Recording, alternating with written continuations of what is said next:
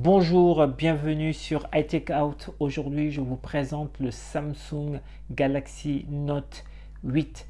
Avec cet appareil, Samsung suit la tendance des smartphones à double capteur optique. Depuis le début, j'ai apprécié la gamme des Galaxy Note qui se distingue des autres smartphones avec ce stylet qui permet de prendre des notes. Ici, avec l'écran verrouillé, on peut prendre des notes, mais également on peut faire aussi la même chose lorsque l'écran est déverrouillé. Et ceci est vraiment très pratique, le fait de pouvoir prendre des notes, de dessiner sur ces images, de les sélectionner, de les découper, etc., etc. Vraiment très pratique. Avant de parler de la qualité des images, parlons du design. C'est un écran bord à bord. Ce n'est pas le premier de chez Samsung à avoir ce type d'écran. Donc vous voyez, bon, on dit bord à bord, c'est presque du bord à bord, ce n'est pas exactement, mais voilà.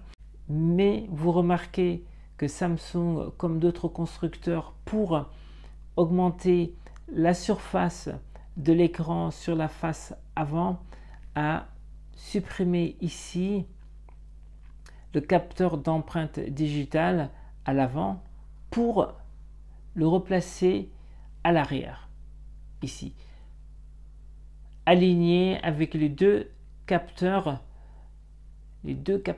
optiques. Le grand angle a une ouverture f1,7 alors que le zoom, le télé, celui qui fait office de zoom x2, a une ouverture de f sur 2,4. Sur le terrain, moi il y a deux choses qui ne m'ont pas plu dans l'usage dans l'utilisation de cet appareil, de ce Galaxy Note 8. C'est tout d'abord l'interface.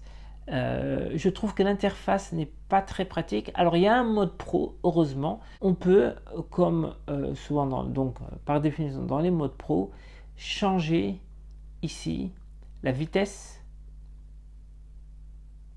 d'obturation et également changer ici la sensibilité ISO.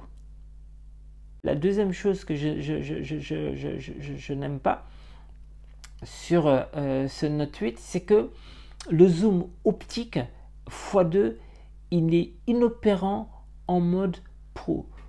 Pour zoomer, par exemple, ici je vais zoomer, ici ce que vous voyez c'est un zoom numérique.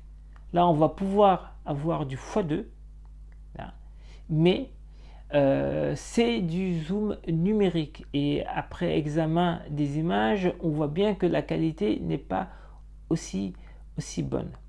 Donc ça, c'est un défaut de cet appareil, contrairement à ce qu'on peut trouver sur l'iPhone 8 Plus, parce que je l'ai comparé, j'ai comparé les qualités des images du Note 8 avec l'iPhone 8 Plus. Et donc on voit bien que quand on utilise le zoom x2, il fallait s'y attendre, la qualité n'est pas bonne. Donc là sur l'iPhone 8 Plus, on peut avoir le zoom optique en mode pro en utilisant une appli. Et donc la qualité est bien supérieure à ce que nous avons sur le Galaxy Note 8. Pour revenir à l'interface, il y a quelque chose que je n'aime pas, c'est l'ergonomie. Je trouve qu'elle n'est pas bonne.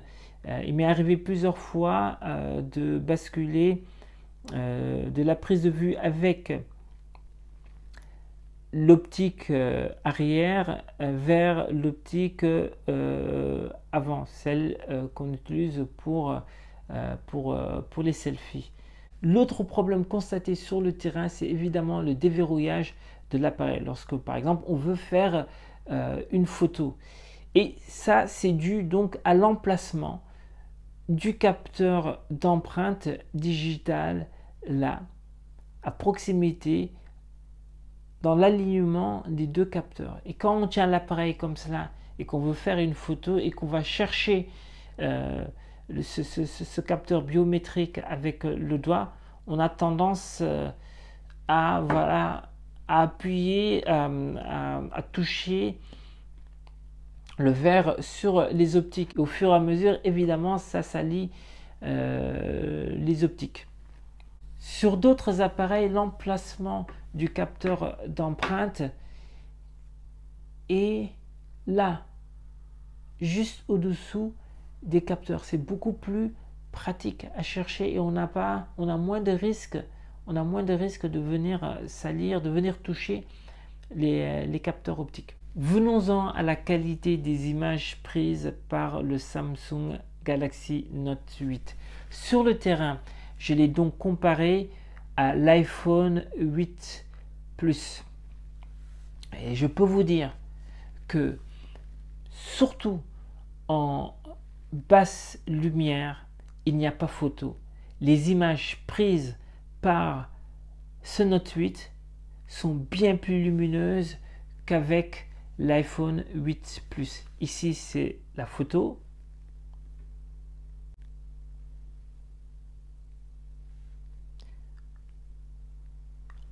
En vidéo, c'est surprenant. C'est encore plus visible en vidéo. Donc là, c'est la nuit. On voit une différence nette. Les images sont bien plus lumineuses sur le Note 8 que sur l'iPhone 8 Plus. Il n'y a pas photo et c'est impressionnant. Un petit mot par rapport à la prise de vue ralentie. Elle est limitée à du 720 à 240 images par seconde. Là où l'iPhone va jusqu'au Full HD, donc 1080, à la même cadence, 240 images par seconde. Mais la qualité que l'on a avec le Samsung Note Plus est quand même bonne à 720p, l'image est vraiment bonne.